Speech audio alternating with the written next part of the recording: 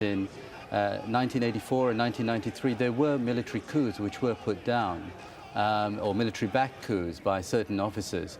And so, whilst he has purged the military and put officers who would be loyal to him, we can't take this entirely for granted. OK, Salman, stay there for us. Thank you very much for the moment. OK, let's try Dima Khatib again, who's on the line from Caracas in Venezuela.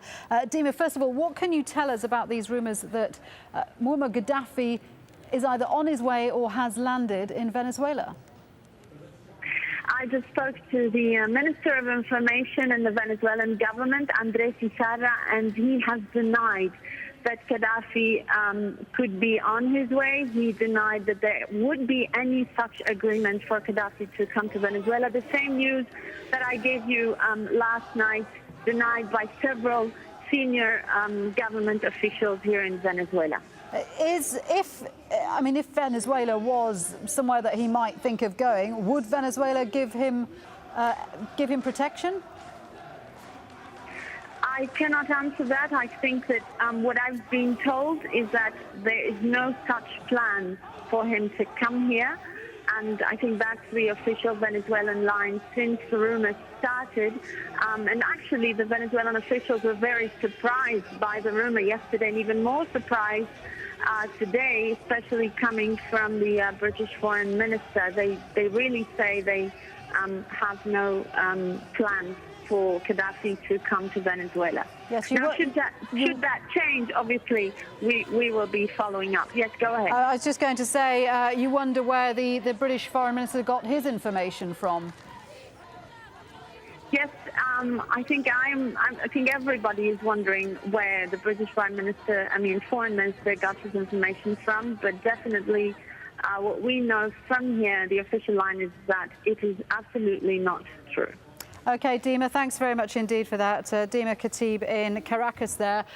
So her information is that according to officials in Venezuela, government officials are denying that Colonel Muammar Gaddafi is on his way or is planning even to go to Venezuela. Back to Salman Sheikh in the studio. Have we heard from Gaddafi in all of this? Has he made an appearance? Has he said anything? It's a very good question. We've actually not heard from him since really the early first days of this particular crisis that the regime is facing.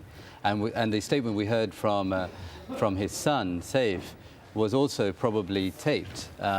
So we've not actually heard from him in any live situation for quite a while now. Now, we were talking about his regime and whether there are potential divisions there. How much impact do you think it is having that senior members, senior politicians, senior diplomats are resigning over this? It's debilitating to the regime. It must be. Again, it shows a sign, I think, of disintegration and some panic within the regime. So I think it is having a wearing effect. And the important thing to note, this crisis is only a few days old for the regime.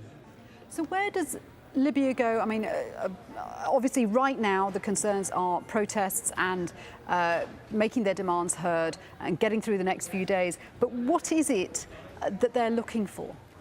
Well, I think the main mantra is the ousting of Gaddafi, and which rather are they asking for democracy? Do they want a democratic model? I believe yes. I believe this is the chant. Now it will be, and it will be a little bit more difficult for us to telegraph the transition in this case, maybe in comparison to Egypt. I think the diaspora and those in exile will play an important role. I think we will also have to see some form of a national dialogue which will involve, I think, the tribes, the important tribes and their heads, which have been which form part of the Libyan society, as well as perhaps other intellectuals and notables and intelligentsia within Libyan society. We heard from the Arab League leader, Amr Moussa, yes, who has expressed deep concern of the situation. He's called for a halt to the violence. Does it put the Arab League in a difficult position? Because, of course, Libya holds the rotating presidency right now. Potentially it does, though Amr Moussa, I think, has been surprisingly candid. He's actually again said the demands of the people of Libya and the Arab people are legitimate, and talked about this now over a number of days through the crisis that we are going through. Maybe this also has to do with his own plans for the future vis-à-vis Egypt. But I think he's been pretty clear. And the Arab League, it's interesting, has not come out with any formal statement. I mean, it's difficult for the Arab League because they've got 22 members and they include Bahrain and Kuwait and Algeria and Egypt. I mean, half their members are involved in some kind of uprising or other. Well, that's why it's been conspicuous by its silence in terms of the sort of the big statements, formal statements from the Arab League. They do face a difficult set of questions internally, but so do other states in the region. I think everyone is walking a bit of a tightrope because there may be some regimes that they don't like, but then, that are in peril, but there may be others for which they have to be much more sensitive. Are you encouraged by the kind of lines that we're hearing coming out of Western countries, the EU, for example, which has issued a condemnatory statement? I think, yes, up to a point. I think William Hague's statement is an important one. Because he was very strong. He's been very strong. I think the EU and the United States have also caught up to a certain extent with the statements over the last 24 hours or so. But I would say again that they need to go further. They need to talk about the consequences that Gaddafi and his regime will face if we continue to see and hear about the kinds of killing of innocent protesters and civilians in Libya. They need to draw a line in the sand which says that you cannot do this with impunity. What pressure could they put on Libya, on Gaddafi? I think, first of all, they can publicly call for him to leave.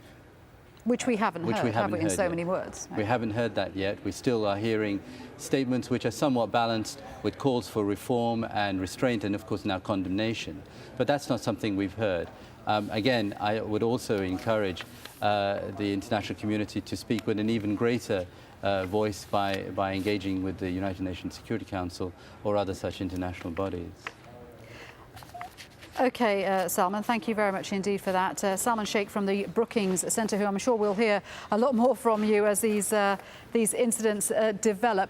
So let's just take you through the latest developments coming out of Libya. We are hearing that there is a march ongoing in Tripoli, a protest. We don't know how big, but we're being told that by Libyan state television that a security operation has been launched against those protesters. We're being told that live ammunition is being used and that a military aircraft has also opened fire on the protesters. Also being told that Gaddafi may have been on his way to Venezuela, but that has been discredited by officials in the Venezuelan government who have been speaking to our reporters.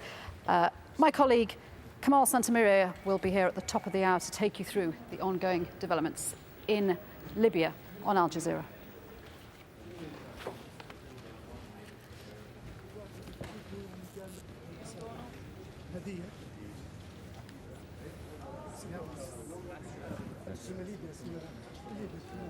Thank you very much, Shuli. 1700 hours GMT, that is 7 p.m. I should say, in Libya.